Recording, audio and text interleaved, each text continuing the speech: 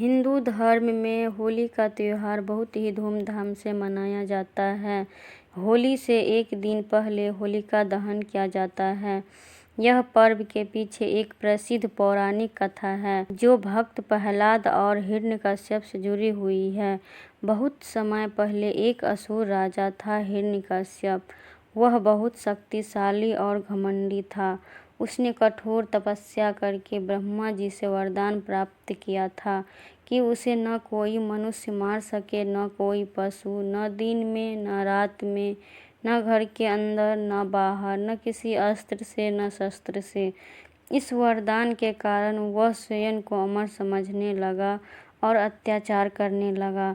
उसने आदेश दिया कि उसके राज्य में कोई भी भगवान की पूजा नहीं करेगा, सब केवल उसकी ही पूजा करेगा। लेकिन हिरण्यकश्यप का पुत्र प्रहलाद बचपन से ही भगवान विष्णु का परम भक्त था। वह हर समय विष्णु जी का नाम जपता रहता था। यह बात हिरण्यकश्यप को बिल्कुल पसंद नहीं थी। उसने कई बार प्रहलाद को समझाया, डराया और धमकाया, लेकिन प्रहलाद अपनी भक्ति से नहीं डिगा। क्रोधित होकर हिरण्यकश्यप ने प्रहलाद को मारने के कई प्रयास किए।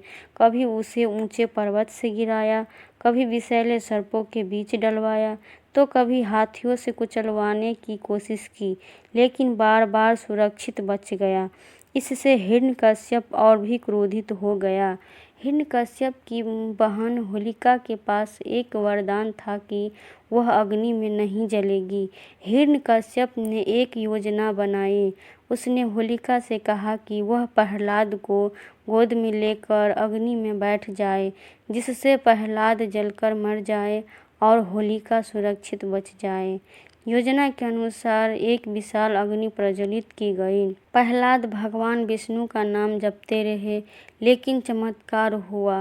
होलिका का वरदान व्यर्थ हो गया क्योंकि उसने उसे अधर्म के लिए प्रयोग किया था। अग्नि में होलिका जलकर भस्म हो गई और भक्त प्रहलाद सुरक्षित बाहर आ गए। हिरण्यकश्यप का अहंकार बढ़ता गया। तब भगवान विष्णु ने नरसिंह अवतार लिया, आधा मनुष्य आधा सिंह। उन्होंने संध्या समय महल की चौखट पर अपने नाखूनों से हिरण्यकश्यप का अंत कर दिया। इस प्रकार भक्त की रक्षा हुई और अधर्म का नाश हुआ। हर वर्ष फाल्गुन मास की पूर्णिमा को होलिका दहन किया जाता है। लोग लकड़ियों और उपलों का ढेर लगाकर अग्नि प्रज्वलित करते हैं।